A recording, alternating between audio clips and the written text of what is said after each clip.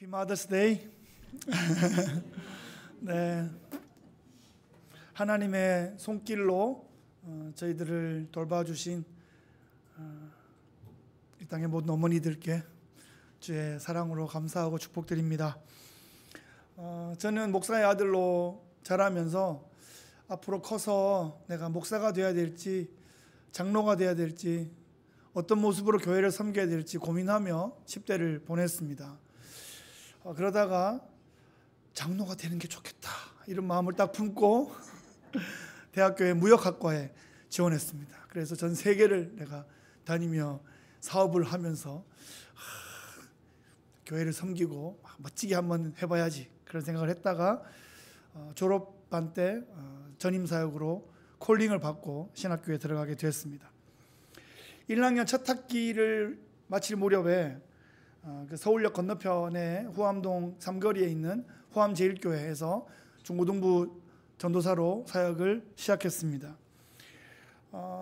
구미에 부모님이 계신데 구미에서 이렇게 왔다 갔다 하다가 주말 사역을 하게 돼서 주중에는 기숙사에 있는데 주말에 거처할 곳이 없어서 신림동에 있는 선배 자취방에 이제 기숙하게 됐습니다. 그래서 몇 달 잘 지냈는데 선배가 장가를 간다고 이 집을 비우자고 자기는 갈 곳이 있으니 너도 갈 곳을 찾아라. 그래서 교회에 말씀을 드렸더니 사찰 집사님이 계시다가 버리고 가신 교회 사찰관이 남아 있었어요. 뭐 거기라도 쓰려면 쓰라고. 그래서 감사합니다 하고 제가 사찰관에서 지내게 됐습니다. 주일날 이렇게 금요일부터 금요일, 토요일, 주일 교회 북적북적 하다가 저녁이 되면 다 성도님들 가시면 이제 교회 혼자 자는 거예요. 근데 외롭진 않았습니다. 쥐들이 많아가지고 얘들이 천장에서 밤마다 100m 달리기를 막 다다다다다다다다. 거기 끝나면 바깥에 문 밖에서 빠각빠각빠각 소리가 나요. 뭐 하냐 그랬더니 집에 하도 먹을 게 없어가지고 비누를 깔아 먹는 거예요. 저걸 쫓아내야 되나 말아야 되나 하다가 이제 아침에 일어나면 꽤 많이 깔아 먹었어. 그거를 물로 씻어가지고 또 대충 씻고 출근하고 그랬습니다. 자, 그런 생활을 1년쯤 했을 때 당시에 이제 몇 번 만난 자매님이 있었는데 서울로 한번 놀러 오라고 그래서 교회도 한번 보여주고 제 사는 곳을 한번 보여줬더니 너무 놀라가지고 이 전도사님을 꼭 구출해야겠다. 그래서 그 다음에 겨울방학 때 결혼하게 됐습니다. 은혜였습니다. 그 방을 보여준 게 그렇게 해서 총신대학교 앞에 있는 사당동 그 살피제 언덕에 옥탑방 꼭대기에다가 이제 신혼집을 마련하고 졸업반 때 친구들이 이렇게 많이 들락날락거리고 시험 칠 때는 5명씩 와서 자고 막 그렇게 1년을 보내고 그러고 졸업반 때 이제 풀타임 사역을 위해서 교회를 찾고 있는데 서울에 있는 초대형 교회 교육부로 제가 스카웃이 됐습니다. 이야, 이제 내가 이 교회에서 중등부를 만나 고등부를 만나 그러고 있었더니 갑자기 그 교회에서 분립개척을 한다고 개척 특공대에 선발이 됐습니다. 그래서 또 개척교회를 가서 제가 교회 사찰 겸 교육부 전임 또 찬양팀 사역 또 장년 사역 서포트 이 모든 것들을 하게 됐어요. 그 교회가 이제 매일 새벽과 9시와 자정 기도가 있는 거예요. 그때 제가 성대 결절이 왔습니다. 야, 이거 어떻게 할까 하다가 이제 주님의 또 인도하심으로 미국에 유학을 오게 됐고 제가 버지니아에 유학하면서 워싱턴 DC에 있는 워싱턴 한인장로교회에 청년부 사역과 찬양팀 사역을 4년 동안 했습니다. 그 거리가 뉴욕 보스턴 4시간 거리인데 4년 동안 주말마다 다니며 그 사역을 감당했습니다. 그리고 요 가까운 뉴저지에서 10년 동안 풀타임 부목사 사역을 하고 팬데믹 때 이제 플로리다로 내려가서 2년 동안 개척을 하고 지난 6개월 동안은 아시는 바대로 제가 우버 드라이버를 했습니다. 그 브로드 템파 지역을 샅샅이 제가 다 뒤지며 6개월 동안 우버 드라이브를 하고 지금 이곳에 서 있습니다. 그 와중에도 끊임없이 교회를 섬기게 하셨고 계속 강단을 맡겨주셨던 것이 제게는 너무 큰 은혜였습니다. 기도할 성도들을 붙여주시고 또 기도해 주시는 또 기도의 용사들을 붙여주셨습니다. 교회 사역을 해서 힘든 것보다 교회 사역을 안 할 때도 힘들었기 때문에 그 간절한 마음으로 기다리며 기도하며 준비하다가 또 이렇게 뉴잉글랜드 은혜 장로교를 만나게 됐습니다.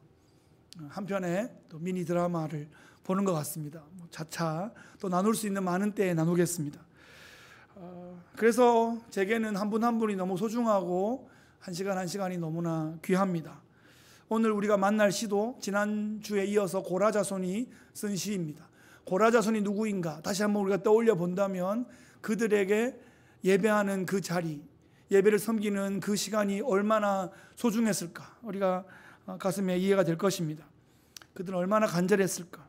오늘 이 84편에 자리 잡은 이 시를 통해서 예배자가 누리는 놀라운 복을 다시 한번 경험할 수 있기를 바랍니다. 첫 번째 파트가 1절부터 4절인데 시인이 예배하는 기쁨을 노래하고 있습니다. 1절 보시면 만군의 여호와여 주의 장막이 어찌 그리 사랑스러운지요, 이렇게 노래하고 있습니다. 여러분, 여기서 장막은 성전을 말하는데 성전이 너무 사랑스럽대요. 여러분, 사랑이라는 감정 아시죠? 사랑하는 그대, 사랑하는 내 새끼, 사랑하는 손주. 어른들이 손주 보고 자꾸 자기 새끼라 그러더라고요. 내 새끼, 내 새끼.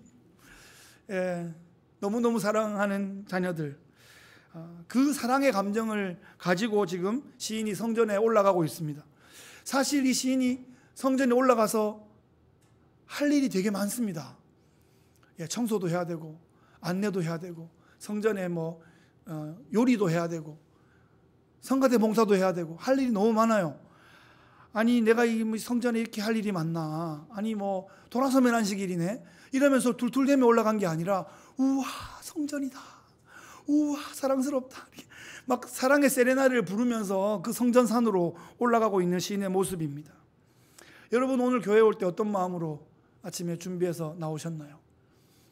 오늘 입고 갈 옷도 준비하고 또 신발도 좀 골라보고 아침에 향수도 2번 이렇게 뿌리고 거울 앞에 서보고 설레는 마음으로 운전하며 오시지 않았어요? 시인의 마음을 우리가 조금은 이해할 수 있습니다. 우리는 시온을 향하는 순례자로 이 땅을 살아가고 있습니다. 성도들은 그렇게 이 광야에 살면서 날마다 또 정기적으로 시온을 향하는 그런 예배 공동체를 우리가 함께 경험하고 누리며 사는 것이에요. 그래서 성도는 예배를 드릴 수 없으면 살 수 없는 존재입니다. 예배를 드리지 않았는데, 한동안 예배를 드리지 않았는데 아무렇지 않다. 그럼 의심해 봐야 돼요. 내가 성도가 맞는가 의심해 봐야 돼요. 성도는 예배를 드려야 살 수 있는 존재이기 때문에 그렇습니다. 성도가 평생에 하나님 앞에서 즐거움과 기쁨으로 예배할 수 있다면 정말 세상이 알 수 없는, 세상이 죽었다 깨어나도 모르는 그 놀라운 기쁨의 복을 누릴 수 있을 것입니다. 지금 시인이 예배를 얼마나 사랑하는지 2절에 보시면 내 영혼이 여호와의 궁정을 사모하여 쇠약하며 내 마음과 육체가 살아계시는 하나님께 부르짖나이다. 여러분, 이 구절 읽으면서 어디에선가 좀 본 것 같은데 이런 느낌 들지 않으세요? 고라자손의 첫 번째 시 42편과 매우 닮았습니다. 42편의 1절이 이렇습니다. 하나님이여 사슴이 시냇물을 찾기에 갈급함 같이 내 영혼이 주를 찾기에 갈급하나이다. 시편 42편 1절의 그 말씀, 이 목마른 사슴이 시냇물을 찾아 갈급해하는 그 모습을 한번 떠올려 보십시오. 여러분, 인간에게 많은 감정들이 있는데, 인간에게 많은 욕구들이 있는데 그 중에 가장 강력한 욕구가 갈증입니다. 갈증. 여러분, 하루에 갈증을 얼마나 느끼십니까? 사실 우리는 갈증을 느낄 틈도 없이 자꾸 뭘 먹어. 자꾸. 하루에 밥 3번, 4번 먹을 때마다 물을 전에, 중에, 후에 계속 먹기 때문에 갈증을 못 느끼고 있는 것 같은데, 사실은 밥 없이는 하루를 지낼 수 있는데 물 없이는 몇 시간도 못 지냅니다. 물이 막 고파요. 그런 경험들 해보실 기회가 이제 있으실 특별한 상황들이 있죠. 아마 하이킹을 갔을 때 이렇게 산 위에 올랐는데 내려오는데 한 3시간이 걸리는데 물을 한 병 가지고 왔는데 그게 떨어졌어. 그러면 그때부터 불안하기 시작합니다. 내가 2시간을 물 없이 갈 수 있을까? 그때부터 목이 막 타기 시작하고 시냇물을 먹을 수 있나? 아니면 어떻게 물 한 모금 구해볼까? 막 이렇게 막 타는 갈증이 막 있어요. 저도 그 경주의 비악산이라고 하는 산에 유교 훈련을 갔다가 이게 혼자 가는 게 아니라 이게 온 중대가 막 7, 80명이 같이 올라가는데 유독이 땀 많이 흘리고 유독이 목이 말라 하는 해병들이 있어요. 그래서 물을 막 나눠주다 보니까 아직 한참 남았는데 소대에 물이 다 떨어진 거예요. 한 방울도 없어. 진짜 없냐? 정말 없습니다. 다 떨어졌습니다. PT병에 가져온 엑스트라 물도 다 먹었습니다. 그 순간 이제 한두 명이 눈이 이렇게 돌아가기 시작해요. 오 이러면서. 그러면 그 뺨 막 때려가지고 정신 차려 막. 얘가 쓰러지면 얘 업고 가야 되니까 막 뺨 막 때려가지고 한 명은 병기를 뺏고 한 명은 짐을 뺏고 막 이래가지고 뺨 때려가면서 막 이렇게 막 가는데 저 앞에 있는 그 병장이 저 아래 물차가 보입니다 하는 순간 야 물차다 그러니까 갑자기 막 이게 뛰는지 구르는지 막 그 산을 막 내려가가지고 하이바를 벗고 그 비릿한 땀 냄새 나는 그 하이바 거기다가 이제 한 바가지씩 평생에 맛본 가장 맛있는 물 그때 경험합니다. 제가 그 1시간 정도 모두가 물이 없는 그 시간 동안 막 갈급함을 막 느꼈어요. 물을 막 찾아서 물 한 모금 있으면 좋겠다. 지금 그런 마음으로 지금 하나님을 찾기에 예배를 찾기에 갈급한 이 시인의 마음이 여기 있습니다. 성전에 그래서 올라가니까 성전에 놀라운 장면이 펼쳐집니다. 막 놀랍지 않을 수도 있는데 시인이 그걸 놀랍게 보는 거예요. 참새와 제비가 있는데 성전의 처마에 둥지를 딱 만들어가지고 거기다 알을 까고 새끼를 치고 있어요. 짹짹짹짹 지지배배 지지배배 막 그러고 있는데 그게 너무 부러운 거예요. 와 나도 하나님의 임재의 그 처마 밑에 둥지를 틀고 막 하나님께 막 안겨 살고 싶다. 야 참새야 제비야 너 너무 부럽구나. 짹짹짹 지지배배 막 그러면서 나도 좀 하나님 품에 확 그냥 안겨 살고 싶은 그런 마음을 노래하고 있습니다. 그러면서 4절에 보시면 주의 집에 사는 자들은 복이 있나니 그들이 항상 주를 찬송하리이다. 주의 집에 그냥 살고 싶다. 그냥 계속 살고 싶은 거예요. 여러분 산다는 게 뭔지 아시죠? 이게 아무리 좋은 손님도 3일쯤 되면 눈치를 줍니다. 이렇게 갈 때 됐지. 이렇게 아무리 좋은 친구도 그래요. 그 집에 영원히 살 수 있는 거는 그 집 자식밖에 없습니다. 뭐 자식이 웬만큼 크면 집을 떠나기도 하지만 그래도 영적으로 부모와 항상 함께 거할 수 있는 게 자녀이기 때문에 그렇습니다. 그래서 지금 이 시인은 하나님의 자녀의 자리에서 영원히 그 아버지의 품에 거하는 그 자리로 나가고 싶다 이렇게 노래하고 있는 것입니다. 유명한 시편 23편 6절 말씀에 나의 평생의 선하심과 인자하심이 반드시 나를 따르리니 내가 여호와의 집에 영원히 살리로다. 자녀가 된 거예요. 아들이 된 거예요. 1절에는 여호와가 내 목자가 되셔서 나를 보호해 주신다는 그때는 양이었는데 나중에 원수의 목전에서 내게 상을 차려주시는 VIP의 그런 머리에 기름 발라주시는 최고의 손님으로 대우받다가 그 정도가 아니라 이제 그 집에 영원히 사는 자녀가 된 거예요. 다윗이 그걸 노래하고 있습니다. 그 내용과 지금 다 있습니다. 하나님의 자녀로서 영원히 아버지의 집에 살고 싶다. 여기서 하나님의 집은 성전을 말하는데 이 성전이 예루살렘 그 물리적인 그 지역 땅만을 말하는 건 아니죠. 이제는 아시죠. 그래서 예루살렘, 이스라엘, 유다 그러면 거기 그 땅이 아니라 하나님의 임재하심과 그 통치하심을 받는 하나님 백성들의 공동체를 말하고 있습니다. 교회 공동체를 뜻하고 더 확장하면 믿음의 사람들이 가는 삼터와 일터 전부를 말하고 있습니다. 그곳이 예배의 현장이 되는 것까지 나라가 다스리시는, 나라가 임하시는 바로 그 기도의 고백이 거기에 함께 다 있습니다. 1985년에 제가 그 시골에 살 때 매일매일 가정예배를 드리는데 그때 우리 가족의 85년도 주제 찬송이 내 영혼이 은총 입어 였습니다. 3절 가사 아시죠? 높은 산이 거친 들이 초막이나 궁궐이나 내 주 예수 모신 곳이 그 어디나 하늘나라 그 어디나 하나님 나라이다. 그것을 우리가 고백하면서 하나님 자녀가 하나님의 자녀로서 살아가는 그 모든 곳이 바로 하나님 나라이다 하는 거죠. 그곳에서 우리는 하나님의 임재 앞에서 하나님을 찬양하며 하나님의 나라를 이루어가는 것입니다. 두 번째 파트 5절부터 9절에 보시면 이 시인이 시온의 예배 공동체를 향해서 이제 함께 걸어 올라가는 모습을 묘사하고 있습니다. 5절에 주께 힘을 얻고 그 마음에 시온의 대로가 있는 자가 복이 있다, 이렇게 노래하고 있습니다. 지금 이걸 보면 시인은 지금 예배로 올라가는 무리와 함께 있는데 지금 아직 예루살렘 성전에 가지는 못한 상태에 있습니다. 그러니까 성전으로 올라가고 있는 길이에요. 그 팔레스타인의 그 땅의 지형과 기후를 보면 올라가는 길 동안 낮에는 덥고 밤에는 춥고 혼자 있으면 위험한 그런 길입니다. 하지만 이 시온을 향하는 예배자들이 즐거움의 기름 부음을 받아서 함께 기뻐하며 그 광야 같은 길들을 거쳐 이 마음의 시온의 대로를 따라서 시온을 향해 나가고 있는 것입니다. 성전이 지금 눈에는 보이지 않지만 마음의 시온의 대로를 통해서 이미 지성소에 하나님의 임재에 닿아 있는 것이죠. 눈에 보이는 것만으로 판단하려고 하는 것은 유물론적 세계관입니다. 태초에 그냥 물질이 있었다. 그 물질이 어떻게 하다가 보니까 생명이 되었다. 그것이 어떻게 하다 보니까 질서 있게 되었다라고 믿는 유물론적 세계관이죠. 근데 우리는 무에서 유를 창조하신 모든 존재의 근거가 되는 하나님이 계시다, 이렇게 믿는 거죠. 그 하나님으로부터 모든 것이 존재하게 되었다는 것입니다.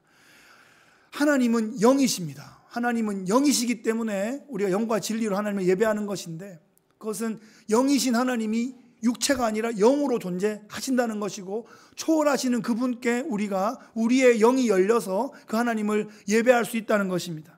이거를 모르는 사람은, 못 보는 사람은 쟤들 뭐하나 이렇게 생각할지 모르지만, 하나님이 영이시고 영이 열린 사람들은 그 하나님께 영으로 예배할 수 있는 것입니다. 우리가 영으로는 이미 시온과 예루살렘과 하나님 나라와 연결되어 있는 것이죠. 그렇게 우리는 영의 세계를 믿기 때문에 눈에 보이지 않는 하나님을 예배할 수 있고, 멀리 떨어져 있는 우리 형제 자매를 위해서도 하나님께 중보하며 기도할 수 있는 것입니다. 지금 이곳에서 함께 예배하는 우리 모두는 그렇게 천국 순례자의 길을 걸어가는 것이고, 이 땅에서 하늘과 영생의 관계로 연결되어 있는 하늘 백성들인 것이죠. 우리 각자가 이 땅에서의 유통기한이 끝나면, 우리의 삶의 사명이 끝났을 때 하나님 앞에 서게 될 것이고, 그때 우리가 다 천국으로, 우리의 본향으로 복귀하게 될 것입니다. 하나님께서, 만군의 여호와께서 작은 일에 충성한 일꾼들에게 별과 같이 빛나는 그 영광을, 또 주인의 즐거움에 참여하는 그 놀라운 영광을 우리에게 주실 것입니다. 7절에 보시면 너희는 힘을 얻고 더 얻어 나아가 시온에서 하나님 앞에 각기 나타나리이다. 그러니까 이 시온으로 가는 길은 힘을 얻어야 되고 더 얻어야 되고 계속 얻어야 갈 수 있는 길입니다. 모태신앙의 경험만으로 충분하지 않고요, 30년 전에 은혜 받은 것만으로 충분하지 않고요, 오늘의 은혜가 필요합니다. 이번 한 주를 살아갈 오늘의 은혜가 또 필요한 것입니다. 매일의 만나를 먹고 그날을 살아갈 Our daily spiritual bread가 매일매일 필요한 것입니다. 이게 혼자 가면 위험한데 함께 가면 갈 수 있습니다. 그런데 또 함께 가면 또 문제도 좀 생기기도 해요. 혼자 가면 깔끔한데 같이 가다 보면 문제들이 생깁니다. 여러분 같이 여행해 보셨죠? 문제가 많습니다. 저도 총무형 인간이라서 가는 곳마다 총무를 많이 했는데, 총무를 하면 어디 갈 때 이제 사람 숫자 세고 뭐 이렇게 출발하고 광고도 하고 뭐 그런 거 합니다. 그러다가 제가 한 명 한 명을 눈으로 보고 셌어야 됐는데 보고를 받고 오라이 하고 출발했더니 휴게소에서 선배 한 명을 내리고 갔다가 제가 나중에 대지게 혼났습니다. 그래서 또 책도 한 권 또 선물해 드리고 죄송하다 그러고 밥 사드리고 막 그랬는데, 그때는 20대였지만 소위 때였는데, 나중에 뭐 이렇게 교회에 와서 전도사를 하고 목사를 하고 성지순례를 가고 뭐 이런 일들을 하는데도 뭐 사람 잃어버리기도 하고 가방 잃어버리기도 하고, 갈릴리에 베드로 고기 튀긴 거 먹었다가 목에 가시에 걸려가지고 의사 장로님하고 붙여가지고 요르단까지 가가지고 목에 가시 빼고 오는 분이 없나, 동굴에 가다 넘어져가 팔 부러가지고 또 기부서 하시고 심지어 모두 다 함께 비행기를 놓친 적도 있습니다. 그런 우여곡절이 같이 갈 때 벌어질 수 있습니다. 그런데 하나님께서 같이 오라고 하십니다. 같이 올 때 살 수 있다 이렇게 하십니다. 아주 유명한 이야기가 있습니다, 여러분. 히말라야의 성자 선다싱이 아니고 썬다싱. 그분의 일화를 보면 그분이 히말라야 얼음 빙벽을 막 넘어 다니면서 맨발로 다니고 뭐 전도하셨던 담요 한 장, 성경 한 권 들고 아주 놀라운 초인적인 전도를 하셨던 분이 계신데 그분이 이제 어느 날 눈보라가 치는 날 히말라야 빙벽을 넘어서 전도하러 가다가 한 명이 이제 눈밭에 쓰러져 있는 걸 발견한 거예요. 이분을 도와야 되겠다. 그렇게 하니까 같이 가던 일행은 저 사람 돕다가 우리가 죽는다. 그래서 실랑이를 하다가 그 사람은 나는 먼저 가겠다. 가버리고 선다싱은 이 사람을 뭐 업었다가 업다 보니 무거워가지고 안았다가 나았다가 안았다가 들었다가 뭐 그러면서 이제 산을 내려갔어요. 산을 다 내려가니까 먼저 갔던 사람이 얼어 죽어 있는 거예요. 이분은 뭐 안고 업고 이고 막 이러다가 둘 다 이제 열이 나가 산 거죠. 여러분 같이 있다 보면 열 날 일도 있지만 그 열 때문에 삽니다, 여러분. 구원은 각자 하나님 앞에 각자 서는 것인데 그 각자의 믿음으로 고백하는 그 일을 함께 하라고 우리에게 교회 공동체를 허락하셨습니다. 교회를 통해서 함께 걷고 함께 승리하는 우리들 되시기를 바랍니다. 그런데 이제 시온을 향하는 여정이 만만치 않다는 것을 6절을 통해서 또 확인합니다. 6절 말씀. 그들이 눈물 골짜기로 지나갈 때에 그곳에 많은 샘이 있을 것이며 이른 비가 복을 채워주나이다. 여기 샘도 나오고 비도 나오니까 뭐 좋겠네 그러지만 눈물 골짜기를 통과해야 한다는 사실입니다. 눈물 골짜기. 그래서 이게 이름이 눈물 골짜기인가 싶어가지고 또 좀 찾아봤어요. 그랬더니 밸리 오브 바카 이렇게 돼 있어요. 그 골짜기 이름이 바카 골짜기예요. 근데 왜 눈물 골짜기라고 했을까? 언제 이 눈물이 됐냐? 이거 막 또 추적을 막 해보니까 이게 히브리어 성경을 헬라어로 번역한 70인경 그때 이 바카 골짜기를 눈물 골짜기로 번역을 해놨더라고요. 그러면 이걸 왜 눈물 골짜기라고 했냐? 이제 설이 막 있어요. 학자들이 막 연구를 해놨잖아요. 그걸 또 와중에 또 찾아봤어요. 막 찾아보니까 그 바카 골짜기에 고무나무가 많이 있는데 고무나무의 그 나무에 하얀 진액이 이렇게 흐르면 눈물을 이렇게 흘리는 것처럼 보인대요. 그래서 또 눈물이다. 어떤 학자는 그렇게 말하고 실제로 그 바카 골짜기를 지나갈 때 이제 예루살렘 성전이 얼마 안 남았고 예루살렘은 높은 곳에 있고 성전도 높은 곳에 있으니까 또 거의 다 올 때 되니까 막 힘든 거예요. 8분 능선을 넘어야 되는 그 골짜기를 지날 때 막 힘들기도 하고 육체적으로도 마음적으로 힘들기도 해서 눈물로 그 통과해야 되는 눈물 골짜기라는 별명을 붙였다. 이렇게 또 우리가 뭐 3,000년 전, 2,000년 전 얘기니까 뭐 고난과 역경의 전설 같은 스토리가 거기 있지 않겠어요? 그래서 별명이 눈물 골짜기입니다. 그래서 이 시온으로 향하는 그 길 가운데 시온의 대로만 뻥 뚫려 있는 게 아니라 마음에는 시온의 대로가 있는데 눈물 골짜기가 실제로 있다는 그 사실이 신앙의 여정을 걸어가는 우리들에게 많은 깨달음과 도전을 줍니다. 예수 믿으면 모든 것이 다 그냥 자동으로 평탄해지지 않는다는 것입니다.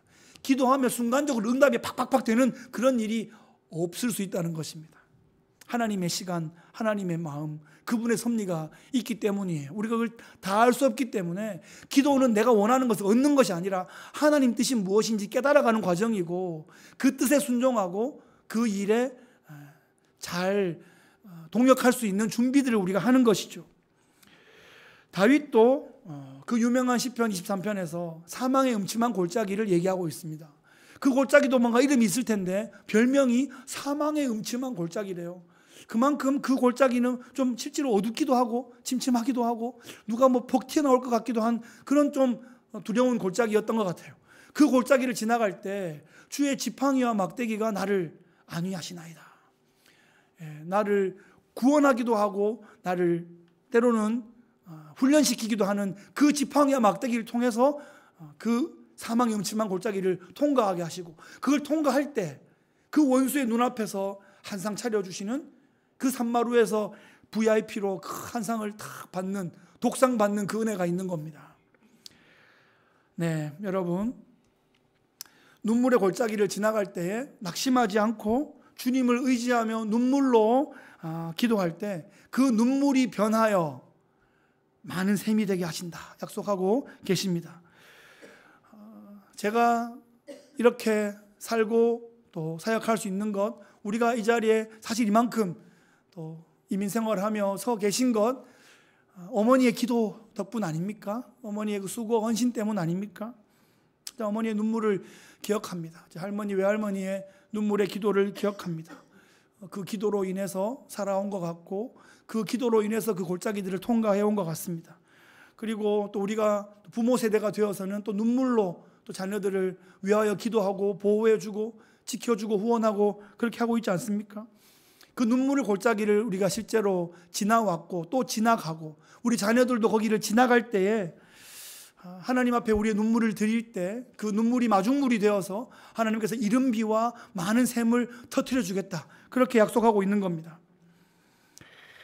9절 말씀해 보시면 좀 특별한 기도가 나오고 있는데요. 우리의 방패이신 하나님이여 주께서 기름 부으신 자의 얼굴을 살펴보옵소서. 여기서 기름 부으신 자는 다윗 왕, 그리고 다윗 계열의 왕들을 의미합니다. 예배자가 왕을 위해 기도하는 거예요. 주께서 기름 부으신 왕을 주님 살펴보옵소서. 그를 보호하여 주옵소서. 그를 지켜주옵소서. 그에게 지혜를 주시고 능력을 주시고 힘을 주옵소서, 용기를 주옵소서 기도하고 있습니다. 왜냐하면 그 왕을 통해서 하나님께서 합법적인 권위를 행사하시고 성전을 지키시고 주의 백성들을 보호하는 역할을 왕이 하기 때문이에요. 우리는 자꾸 왕 그러면 폭군만 자꾸 생각하는데 선한 왕의 통치가 필요한 거예요. 그래서 우리가 살아왔고 지금도 이 시스템이 지켜지고 있는 것입니다. 성경은 우리가 평안한 가운데 신앙생활 할 수 있도록 위정자를 위해 기도하라, 이렇게 우리에게 명하고 있습니다. 내 부모를 공경하라 하는 이 5계명은 부모님만이 아니라 우리에게 주신 모든 합법적인 권위에 잘 순종하며 리스펙트하고 협력하며 모든 사회와 또 훌륭한 또 시민으로서 살아가라, 이렇게 우리에게 부탁하고 있는 겁니다. 운전하다 경찰 만나시면 불편하시죠? 불편합니다. 네, 요즘에 하여튼 경찰들이 숨어 있기도 하고 같이 가기도 하고 예, 또 어떨 때는 차가 아니라 이렇게 뭐 오토바이가 하나 지나가는데 저게 뭔가 하고 가다가 보니까 그 밑으로 파란 불빛이 이렇게 나오고 있어요. 그러면 또 발 맞춰 또 같이 어깨를 맞춰서 안 앞서고 같이 가고, 그러면서 이제 경찰들과 함께 있게 되는데, 사실은 우리가 경찰이 불편하지만 경찰의 권위에 순종할 때 경찰은 우리를 잡으러 오는 사람이 아니라 우리를 보호해 주기 위해 있는 사람들이거든요. 그래서 그 마음을 또 느끼게 됩니다. 그래서 우리가 영적으로 또 우리의 삶의 자리에서 보호받기 위해서 교회와 국가의 그 공동체에 세우신 리더들을 위해서 기도하는 것이 우리가 해야 할 소중한 또 직무이다, 그렇게 믿습니다. 세 번째 파트 10절부터 12절 마지막에 보시면 성전이 이 성전 안에 이 시인이 너무너무 머물고 싶어하는 그런 모습으로 마무리하고 있습니다. 10절 말씀에 주의 궁정에서의 한 날이 다른 곳에서의 첫날보다 나은즉 악인의 장막의 거함보다 내 하나님의 문지기로 있는 것이 좋사오니. 여러분 인생에 이런 날이 있었습니까? 첫날보다 나은 하루, 3년하고도 못 바꿀 그 하루가 있었습니까? 여러분이 태어나신 날이 참 소중했겠고 첫 자녀가 태어난 날도 참 소중했을 겁니다. 정말 바라고 기도하던 중요한 시험에 합격했던 그날도 잊을 수 없을 겁니다. 국가적으로 보면 외세의 압제하에서 해방된 날이 그럴 수 있고 전쟁에서 승리한 날이 그럴 수 있을 겁니다. 시인은 지금 하나님께 예배하는 날이 나에게 그러하다, 이렇게 고백하고 있습니다. 첫날하고도 바꿀 수 없는 이 귀중한 하루다, 이렇게 고백하는 거예요. 안식일이나 절기의 날에 이 성전에서 봉사하는 일은 그렇게 쉬운 일이 아닙니다. 안식일이 아니라 안 쉴 일이다 이러면서 계속하여 일을 해야 되는 거 아니에요? 그런데 그 절기의 날에 성전에서 문지기로, 그 중에서도 제일 좀 힘들고 빡센 일로 막 파킹랏에서 주차 안내하고 뭐 그 땡빛에도 힘들고 막 추울 때는 더 힘들고 한 그 일들을 성전의 문지기로 봉사하고 있는 거예요. 하루. 근데 여러분, 하나님 없는 초호화 리조트에서 3년 동안 아주 편하게 지내는 그날과 비교해 본다면, 이게 3년치 이걸 연봉으로 계산하고 이거 하루치 일당으로 계산하면 이게 뭐 비교가 되겠습니까? 세상의 눈으로는 그렇지만 영적인 안경을 딱 쓰고 보면 어떤 일이 벌어지냐? 3년치 연봉 곱하기 nothing은 nothing이고 하루 일당 곱하기 무한대는 무한대가 되는 이 놀라운 기적이 벌어집니다. 이게 영적인 눈을 뜨고 있는 하나님의 사람들의 계산 방식입니다. 하나님은 무한대시기 때문에 나 이 작은 것에도 하나님이 함께 계시면 이게 무한대가 되는 거예요. 이 땅에서 아무리 명예와 부를 쌓았어도 하늘에 딱 올라갔는데 내니 모른다. 그러면 이게 꽝이 되는 것이고, 작은 거 가지고 올라갔는데 내니 안다. 그러는 순간 막 대박이 터지는 거예요. 천국에서 뻥뻥뻥 뻥 대박이 끝난가 싶을 때 마지막에 뻥 터지는 게 하나 있습니다. 그 대박이 터지는 거예요. 우리는 성경을 통해서 이미 우리의 피날레가 어떨지를 알고 있습니다. 그것을 이미 얻은 것처럼 마음에 품고 우리의 오늘의 이 광야에 우리의 발을 한 걸음씩 내딛는 거예요. 담대함과 자신감과 확신을 가지고 그렇게 걸어가는 겁니다. 우리가 가는 이 길은 세상이 보기에는 뭐 거칠어 보이고 좁아 보일 수 있지만 이 좁아 보이는 길 안에 자유함이 있습니다. 넓다고 자유함이 있는 게 아니에요. 넓은 게 막 방랑이고 하나님 주신 그 길 안에, 그 말씀의 트랙 안에 있는 것이 천국으로 가는 진정한 자유함이 그 안에 있다는 것입니다. 하나님께서 우리의 피난처가 되어 주셔서, 우리의 산성이요 요새가 되어 주셔서 우리를 완벽하게 보호해 주시고 구원해 주십니다.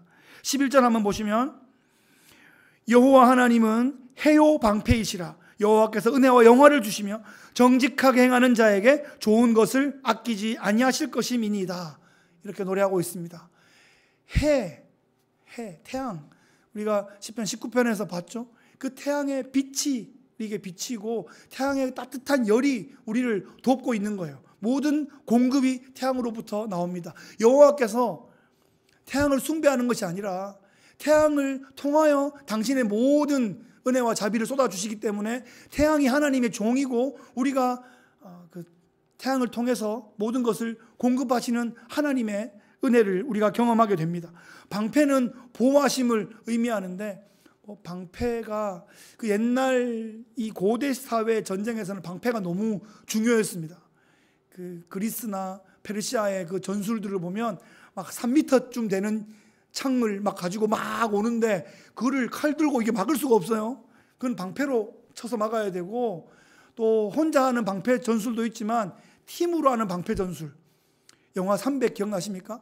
화살을 팍 쏘면 막 화살이 빛처럼 확 오는데 혼자 열어가지고는 어렵다고요.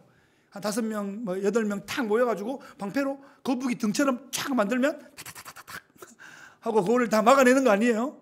예, 방패가 필요합니다. 방패, 정말 피할 곳이 없는 사람이 얼마나 위험한가, 얼마나 불안한가 이 말이죠. 이 초원의 사바나에 아무것도 없는 그 개활지에 초식동물이 하나 있다고 생각해 보세요. 얼마나 불안하겠어요. 걔는 계속 이러고 볼 거야. 계속. 얼마나 불안하겠어요. 군인이 어디 숨을 데가 없는 개활지에 탁 떨어졌다. 군인으로서 제일 처음 해야 되는 게 은폐물이거든요. 어디에 숨을까? 어디에 내 몸을 숨길까? 기둥도 없고 뭐 하다못해 시야를 가리는 박스도 하나 없어. 불안하기 이를 데 없는 거죠. 예, 그러면 할 수 있는 거는 갈지자로 계속 뛰는 거야. 계속 뛰는 것밖에 하는 일이 없어요. 그래서 피난처가 딱 있으면, 피할 바위가 있으면 얼마나 마음에 안정감이 있는지, 동굴이 있으면, 산성, 요새가 있으면. 그래서 하나님께서는 여호와께 피하는 자가 복이 있다 이렇게 말하고 있습니다. 이게 시편 2편 마지막 절에 나오는 복이에요. 시편 1편과 2편이 시편 전체의 서론인데 1편은 우리가 많이 했잖아요. 2편 마지막에 보면 여호와께 피하는 자가 복이 있다. 여호와가 우리의 피난처 되시는 자가 복이 있다 이 말입니다. 하나님은 예배자들에게, 이렇게 하나님께 피하는 자들에게 성경이 약속하신 모든 복을 쏟아주십니다. 그러니까 예배를 안 드리거나 예배를 소홀하게 하는 것이 사실 제일 불쌍한 것이에요. 제일 어리석은 일입니다. 예배를 통해서 하나님께서 보호하시는, 방패 되시는 하나님을 우리가 경험할 수 있기 때문입니다. 예배는 내 좀 피곤한 것과 바꿀 수 없습니다. 내 좀 자존심 상한 거랑 바꿀 수 없습니다. 내 좀 섭섭한 마음이랑 바꿀 수 없습니다. 예배는 너무나 소중하고 내가 예배를 드리지 않아도 될 카드로 내미는 것은 너무나 미약한 것이기 때문에 여러분, 그 어떤 것 때문에 예배를 안 드린다 하는 것은 너무나 아쉽고 정말 죄송한 표현이지만 어리석은 것입니다. 예배를 통하여 하나님께서 우리에게 주시고자 하는 복이 너무나 크기 때문입니다. 마지막 12절 함께 읽겠습니다. 시작. 만군의 여호와여, 주께 의지하는 자는 복이 있나이다. 아멘. 아멘입니다. 여러분이 가장 잘 아시는 히브리어 아멘. 여러분 아멘 많이 하시기 바랍니다. 그 아멘을 통해서 주께서 주시는 모든 풍성한 복을 우리가 믿음으로 받을 수 있습니다. 우리가 아멘으로 말씀을 받고 우리가 찬양할 때 아멘으로 그 찬양에 응답하고 기도할 때 아멘으로 함께 동참하고 말씀을 읽고 아멘 할 때 그 모든 복이 그 믿음의 아멘의 통로를 통해서 우리에게 주어지는 거예요. 영적인 세계가 막 진동을 하고 내 삶과 공동체에 놀라운 일들이 벌어지기 시작합니다. 아멘 그렇습니다. 참 맞습니다. 제가 동의합니다. 확신합니다. 이렇게 고백하는 것인데, 아멘 한다고 해서 내가 뭐 쭈그러지는 거 아니에요. 내가 아멘 좀 해줘야 돼, 이게 아니고 아멘이 내가 사는 거라고요. 그 자기 자존심을 굽히고 이런 게 아니고요. 아멘 하는 순간, 제가 말씀 많이 드렸죠. 은혜는 낮은 곳으로 임한다고. 아멘 하는 순간 은혜가 막 굴럭 들어오는 거예요. 그걸 막 쏟아지는 거예요. 내가 마음이 딱 높아 있는 순간 말씀 막 은혜가 오다가 막 이게 방파제처럼 다 튕겨나가고, 아멘 하는 순간 그게 확 본물이 터져가지고 저수지에서 물이 쫙 밭에 논에 쫙 들어가는 것처럼 그 은혜가 쫙 임하게 되는 겁니다. 아멘 많이 하시는 성도님 되시기를 바랍니다. 시편의 가장 중요한 주제가 이 복인데, 아까 말씀드렸듯이 이 피하는 복이 우리에게 있습니다. 하나님 피난처 되시는 그것으로 우리가 앞으로 또 남아있는 한 2주 동안 시편을 계속 보면 여호와께 피하는 그 많은 영상들이 나오게 될 것입니다. 하나님께서 또 나를 보호해 주시고 멀리 떨어져 있는 내 자녀를 보호해 주실 것을, 리모트로 역사하실 것을 우리가 그렇게 기도하는 겁니다. 하나님, 해요 방패이신 하나님, 내 자녀를 그곳에서 보호해 주시고 악으로부터 보호하시고 사탄의 공격으로부터 보호하시고 사탄의 유혹으로부터 보호하여 주옵소서. 제가 아들 둘을 키우고 있는데 이제 대학 3학년이고 이제 대학을 입학하는 아들들이 있는데, 이 시대 가운데 딸을 키우는 것도 안 쉽지만 아들 키우는 것도 엄청 안 쉽습니다. 이 얼마나 유혹이 많은 세상인지 제가 어릴 때부터 제가 가정을 가르치고 또 어떤 사람을 만나야 되는지 가르치고 어떻게 연애해야 되는지, 그걸 그냥 앉아봐라, 아들을 앉아봐라 이러고 말하기는 굉장히 이렇게 어색하고 쑥스러울 수 있습니다. 그래서 성경을 매일매일 5절씩 쓰게 했거든요. 그래서 걔들이 막 20권씩 성경을 썼는데, 그 성경을 특별히 이제 잠언을 쓰고 시편도 다 쓰고 신약을 쓰다 보면 에베소서나 디모데 전후서 뭐 이런 말씀을 쓰다 보면 그 말씀에 뭔가 그런 게 걸릴 때가 있잖아요. 그러면 그것을 풀어주고 이해하고 같이 적용하고 기도하고, 그러면서 우리가 나를 어떻게 지키고 또 어떻게 사람들을 만나고 대해야 될지를 또 이렇게 가르쳐 주는 거죠. 그렇게 하나님께서 말씀으로 또 자녀를 지켜주실 것을 또 우리가 그렇게 기도해야 합니다.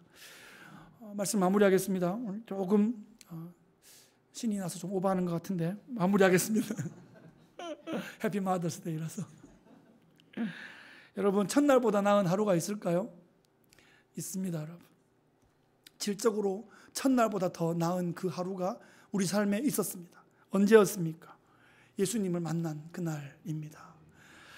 어둠 속을 헤매던 내가 참 빛을 보게 된 날이고, 영안이 열려서 이제 그 빛으로 온 세계가, 역사가 보이게 된 바로 그날입니다. 타는 갈증으로 목이 막 타들어갈 듯이 죽을 듯이 고통스럽다가 해갈에 그 놀라운 은총을 경험한 그날입니다. 예수님은 내 삶의 구주와 주님으로 영접하게 된 날, 바로 그날이 예수님의 그 부활의 능력이 나에게 임한 날이고, 내가 하나님 자녀가 된 날이고, 아버지의 그 품 안에 영원히 살게 된 바로 그날인 것입니다. 우리는 그렇게 성령의 능력으로 우리가 거듭나고 부활의 그 놀라운 능력을 소유한 하나님의 자녀가 된 것입니다. 성경에서 약속한 하늘의 놀라운 그 모든 복을 다 차지하게 된 바로 그날입니다. 이 날이 이 세상의 첫날과 비교할 수 있겠습니까? 이 세상의 첫날은, 하나님 없는 첫날은 첫날치 죄 쌓은 것밖에 없는 거가 되는 거예요. 더 막 무서운 거예요. 그런데 하나님을 만나게 된 그날은 내 평생에 쌓아온 모든 죄를 한순간에 주님께서 다 담당해 주신 날이고, 내 죄와 예수님의 의를 맞바꾼 날이에요. 루터가 말한 세상에서 가장 말도 안 되는 불공정 거래, 내 죄를 주고 예수님 의를 받은 바로 그 날이에요. 그래서 우리가 칭의, 의롭다함을 얻게 되었고, 그 덧입은 의로 말미암아 천국 백성이 된 것입니다. 여러분, 우리가 주일에 예배하고 있습니다. 이 주일은 예수님 부활하신 날이고 우리 주의 그 주간의 첫날입니다. 그래서 우리는 부활의 승리를 선포하며 이 한 주간을 살아가는 거예요. 이것이 우리의 삶에 주신, 성도에게 주신 거룩한 신앙의 리듬입니다. 한 달의 리듬이 있고 또 1년의 리듬이 있는데, 이 일주일의 리듬을 통해서 우리에게 매 주간의 첫날 그 승리를 선포하며 부활의 날 함께 모여 예배하라고 우리에게 이것을 가르쳐 주십니다. 우리는 앞으로 남은 평생에 매 주일 아침마다 예배할 것입니다. 혼자가 아니라 함께 모여 예배할 것입니다. 결국 이 세상의 문제는 누구를 예배할 것인가에 달려 있는 것입니다. 나를 예배할 것인가? 나를 창조하신 그분을 예배할 것인가? 거기에 달려 있습니다. 하나님을 예배함으로 하나님 나라가 내 안에 임하고, 나를 통해서 나의 삶터와 일터를 하나님의 나라로 변화시켜 나가는 그 멋진 일의 주인공들 되시기 바랍니다. 우리 남은 평생에 매 주일마다 첫날보다 나은 하루, 바로 그 놀라운 사건의 주인공들 되시고 예배자 되시기를 예수 그리스도의 귀하신 이름으로 축복합니다. 기도하겠습니다. 참 좋으신 하나님 아버지, 감사합니다. 고라의 자손이 참으로 그 예배를 사랑하고 사모하며 시온을 향하여 눈물 골짜기를 통과하여 올라가는 그 장면들을 우리가 바라보며, 우리도 그렇게 광야의 길을 함께 걸으며 눈물 골짜기를 함께 통과할 때 놀라운 그 많은 샘이 터지는 역사를 경험하고, 시온에서 하나님을 만나 기쁘게 감사함으로 승리를 선포하며 예배하게 될 것입니다. 우리의 평생에 첫날보다 나은 하루, 그 예배하는 날을 거룩한 리듬으로 지켜나가는 믿음의 성도들 되게 하시고, 천국의 주역들 되게 성령으로 인도하시고 역사하여 주옵소서. 감사드리며 예수 그리스도의 귀하신 이름으로 기도하옵나이다. 아멘.